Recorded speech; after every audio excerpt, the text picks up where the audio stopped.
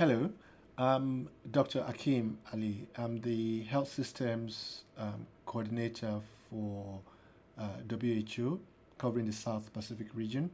I'm based in Suva here with a team that covers the health systems area of work within WHO. Today we are talking about 4 selected SDG indicators related to health. It's important to start with a note that there are 43 health-related SDG indicators.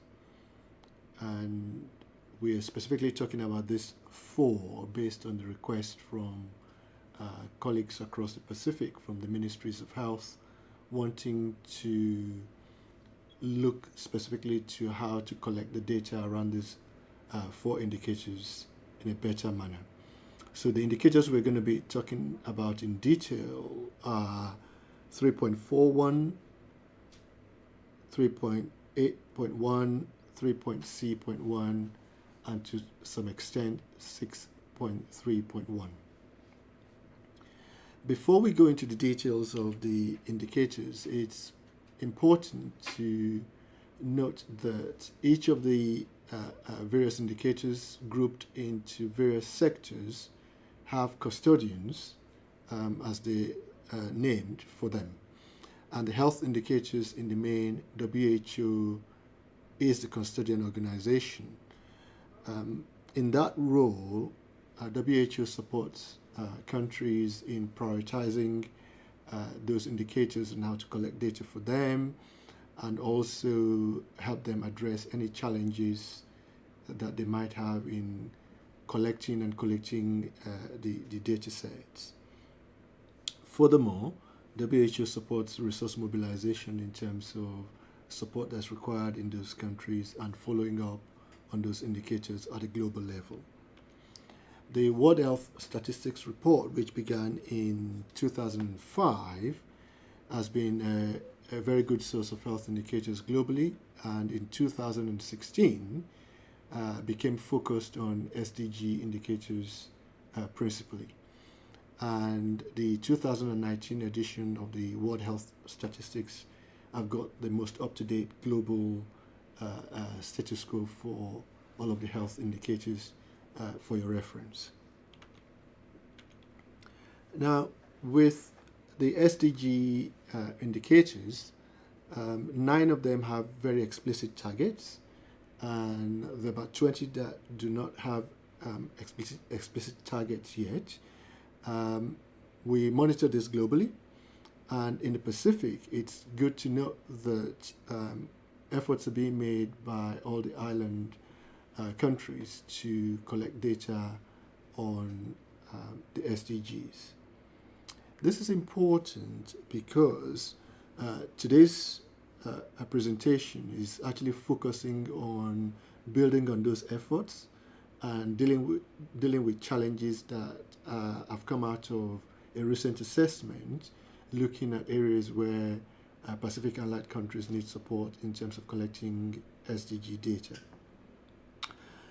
I should also mention a very important fact, which is that locally in the Pacific, we, based on the Healthy Island Vision, have been collecting data on primary health care and other health indicators over time.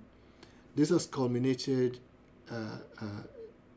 into a framework for data collection that is used across the Pacific called the Healthy Island Monitoring Framework.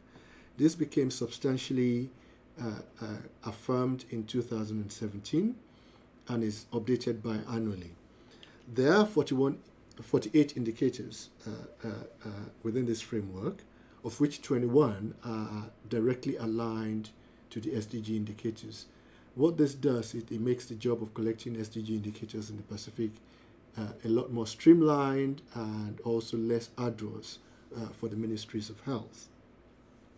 And in particular, with those 21 indicators that are aligned to the SDG indicators globally, it means that Ministries of Health across the Pacific only have to collect the data once. And WHO has been working with partner organizations and SPC in particular to make sure that that data, when collected, is done at the utmost convenience of the countries. So we have data collected via Excel spreadsheet where DHIS2 is not currently in place, or it's a very small country, and therefore the effort to put the data together is very minimal in terms of using Excel spreadsheet. Now, the specific request from colleagues was to talk about how 3.4.1, 3.8.1, 3.c.1, and 6.3.1 is collected and should be collected. So I would take this in turn, and it's probably worth mentioning that in collecting data for SDG indicators, the health ones in particular, we have primary data necessary for some, and there are a number of those that the national data that is collected is directly reported once confirmed and verified and claimed for SDG indicators. This includes 3.35, which is about neglected tropical disease interventions, 3.b.2, which is about research in health, 3.d.1, which is about international health regulations, the core capacity scores, and water sector overseas development assistance, which is 6.a.1, 3.c.1 for health workforce, which is really about trained health workforce per 100,000 population, 3.1.2 about skilled birth attendants, and so on and so forth. I mentioned this because one of the ones that we're going to be talking about today, 3.c.1, requires mainly primary data from the national government. However, 3.8.1 and 3.4.1 actually rely on comparable estimates, which come from either an estimate of collated primary data or a comparable estimate that is computed from primary data. And this includes maternal mortality ratio, under 5 mortality, neonatal mortality, and 3.8.1, for example, which is an index looking at universal health service coverage. So let's start with SDG 3.4.1. The definition of 3.4.1 covers the percentage of 30-year-olds who would die before their 70th birthday from cardiovascular diseases, cancer, diabetes, or chronic respiratory diseases. And this is assuming that this current crop of 30-year-old experience the current mortality rate in the country of interest, and that they would not have died from any other cause. How this is computed is a stepwise process. It starts from the use of life tables, and WHO also have life tables that are constructed from UN population prospectus based on the 2012 revision. So those life tables are used to compute the current mortality rate for the country. And then the next step is to estimate cause of death distribution from the data that's collected in country. And then the age-specific mortality rate for each 5-year age group between the ages of 30 and 70 is computed for the 4 non-communicable disease categories that I've just mentioned previously. That's cardiovascular diseases, cancer, diabetes, and chronic respiratory diseases. The next step is then to compute the probability of dying between the 2 ages for the 4 disease groups. And the ICD codes that are involved as you can see on the slides, I00 to I99, C00 to C97, E10 to E14, and J30 to J98. However, whilst this is a very useful way to compute the probability of dying from non-communicable diseases, in the Pacific in particular, we have a number of constraints. One, which is the problem about uncertainty around the cause of death, because many of the health systems have constraints around diagnostic capabilities. And furthermore, many die without a very ascertained cause of death, and many die outside of the hospital or formal healthcare setting as well. I know that there's a lot of work being done by colleagues across the Pacific to use verbal autopsy and to try and compute the nearest possible cause of death with as much certainty as possible. There's a second problem which is related to the first, which is the incomplete certification of death. Because when death occurs outside the formal health service system, but also in far-flung remote islands, we have issues where medical certification of death is incomplete, and death often is also not necessarily registered. So these issues have impact on the data that is collected around 3.4.1 indicator in the Pacific. I'll move on now to 3.8.1.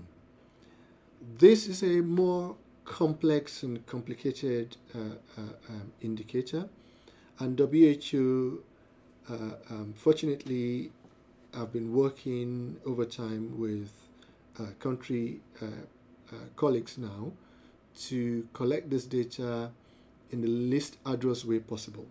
So the primary data that is collected by WHO, the computation is done, and then a consultation process with the country officials go back and forth until it's agreed that the computed values fit with experience on the ground and with the computation that some of our colleagues also do locally.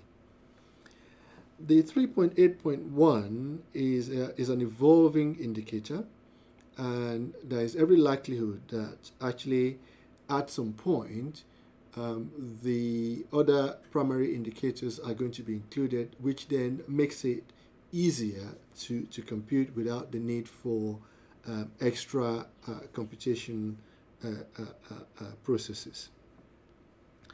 Now, the imputation is done based on a simple algorithm, which WHO has and support country colleagues to do. There are currently 14 tracer indicators involved in computing 3.8.1. And I should start with the definition, which is, it is the average coverage of essential services based on tracer interventions around reproductive, maternal and child health, communicable and non-communicable diseases, service capacity, and access to services amongst general and disadvantaged populations. And that index is actually put on a unitless scale of 0 to 100. So, as part of the computation, all the data, the primary data that is collected for all the various indicators that kind of come into play are first transformed into a scale of 0 to 100, which I will talk about how that is done in a minute. So, there are 14 tracer indicators. The very first set group around reproductive, maternal, and child health. So, contraception, which is actually also an SDG indicator on its own, 3.7.1, and then data around pregnancy and delivery, data around immunization and treatment of childhood illnesses. For communicable disease, there's data around TB, HIV/AIDS, malaria, and water and sanitation.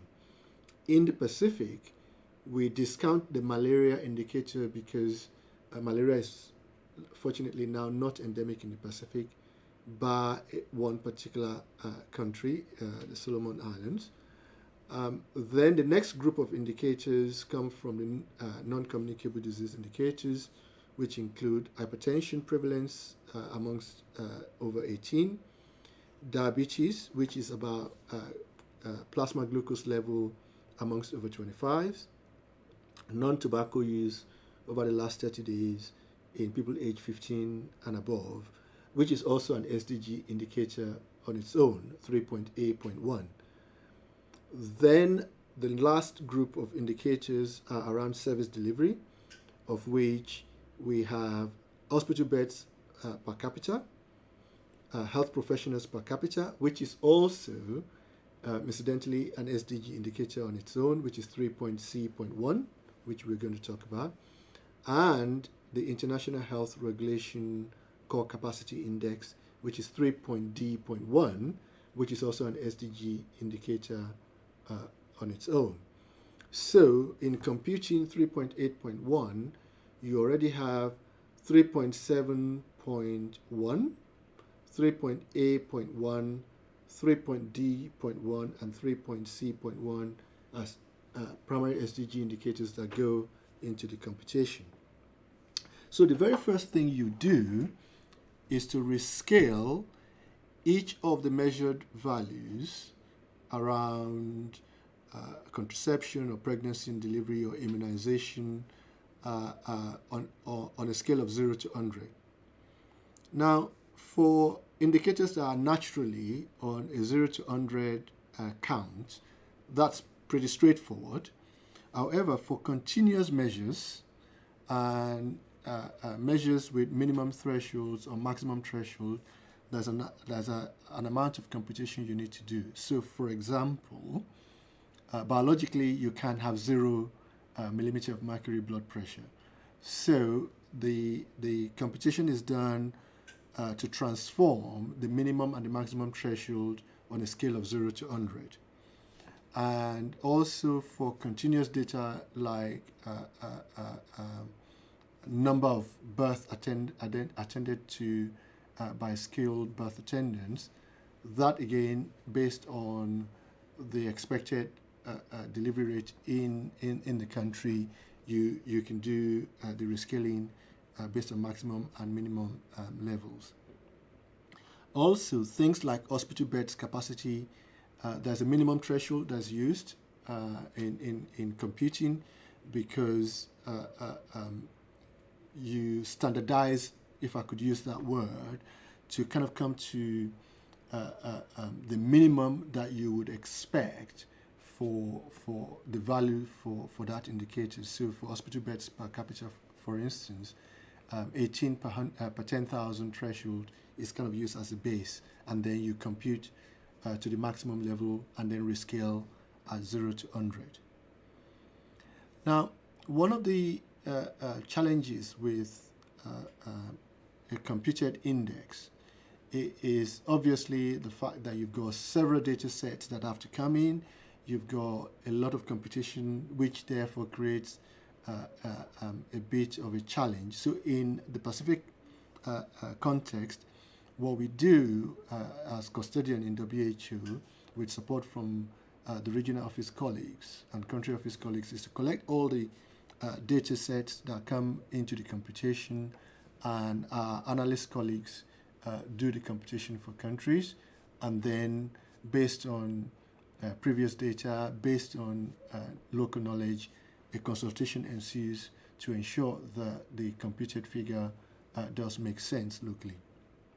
It's worth also mentioning that there is a sister indicator to 3.8.1, which is 3.8.2, which deals with financial hardship. And I mention this because this particular indicator, whilst it's an index and that has its own complications, it is a very useful indicator in terms of equity, because the 3.8.1 covers the general population as well as disadvantaged population.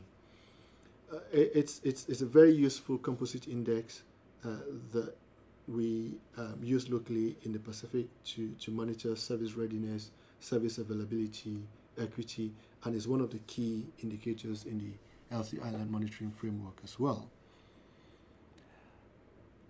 Finally, 3.c.1. This particular indicator focuses on the number of health professionals per 100,000 in a country. And at the moment, it's particularly focused on nurses, doctors, midwives, dentists, and pharmacists. And the ILO group codes that are used are on the slides, as you can see. For doctors, which breaks down to generalists and specialists, and for nursing and midwifery personnel, as well as dental and pharmaceutical personnel as well. Now, this is an indicator, again, that uses a defined threshold based on OECD thresholds. And that is important because it gives us an aspirational level when actually countries haven't reached that threshold, but also it helps the global comparison across countries. Now, the experience locally in the Pacific, like everywhere else in the world, is that the data is more complete when you're dealing with the public sector. Whilst we have very, very limited numbers of health professionals working in the private sector in many parts of the Pacific, it is still important to have that data to be able to have a sense of the overall capacity and capability in terms of trained health professionals in the country. So a particular challenge, particularly in the Pacific, is to be able to collect data around private health sector, the military, and non-governmental organizations as well. Then there is also another operational issue for what ordinarily should be a very straightforward indicator, which is about the fact that the data is not necessarily talking about practicing professionals, because depending on where it's collected, if it's collected from registers, then as people retire and are still on the register, or people stay on the register and have moved out of the country or are currently not practicing as health professionals, it's sometimes difficult to actually discern who is still practicing and who is not. And this is very important in the Pacific, where we are not talking about very large numbers of professionals. And being able to make that distinction locally is one of the areas that colleagues have always sought support on, and is part of what we monitor within the Healthy Island Monitoring Framework as well. Now in the Pacific, since 2017, we've made extra effort as WHO to support countries in collating the national health workforce accounts, and that work is still ongoing, and this will replace any sort of manual data collection around healthcare professional workforce data collation. Furthermore, locally in the Pacific, we are very keen to look at healthcare workforce that may not necessarily be formally employed within the sector, however, are still available, so that we can have a measure of how we could use that workforce to support in less resourced settings, and also as additional capacity when this is required for, say, emergency response or acute response for any particular reasons. Finally, 6.3.1, this is another complicated indicator, which is really about, in terms of definition, the proportion of wastewater generated by households and by economic activities, which is safely treated based on treatment ladders as defined by SEEA. That's compared to the total wastewater generated by household and economic activities. WHO is a co-custodian of this particular indicator with UN Habitat and UNSD. And in many ways, it's very much reliant on the SEEA framework. I would say this is a very burdensome indicator for Pacific countries to compute, and we are struggling with this as a challenge locally and have relied specifically on support from UN Habitat and UNSD, the statistical division, to help with computing this data, which, again, as I say, is fundamentally based on the system of environment and economic accounting, the SEA framework. So this requires a lot of input from National Statistics Office, from Ministry of Water and Sanitation, Ministry of Health, Ministry of Environment, and sanitation service regulators. Now, it's fair to say that this is an area that requires further development in the Pacific, and working with UNSD and UN Habitat, we would need to build on this. But in the first instance, the basic water and sanitation indicators are what we are focusing on locally. So, in a way, what I've really done a canter through is a process by which the 3 or 4 indicators that people are finding challenging, which is not a surprise, are computed. So 3.4.1, which relies a lot on life tables, relies on computing mortality rates for specific age groups and estimation of the cost of debt distribution, is an area that I know Pacific countries have been challenged about, and WHO has been supporting the computation of these with the use of analysts resident within WHO, which then follows up with a direct consultation with countries. It's the same scenario with 3.8.1, which is an index which requires a lot of computation and rescaling of numerical data on a scale of 0 to 100. Again, this is done with support from analysts from within WHO. 3.c.1 is more straightforward and is usually based on primary data from countries. It's collected within the Healthy Island Monitoring Framework as well. Our key challenge in the Pacific is collecting data for our context, which is that a number of people are currently registered, are not practicing, or actually are retired but still available to work, or people are outside of countries, and therefore using the computed data across the Pacific within the Healthy Island Monitoring Framework is a complement to the country by country SDG data collation. And 6.3.1, unfortunately, is one of the challenging ones that, with the amount of burden that's required in collation and collection, we would need and continue to need support from UN Habitat and UN Statistical Division to collect this appropriately in the future. Thank you.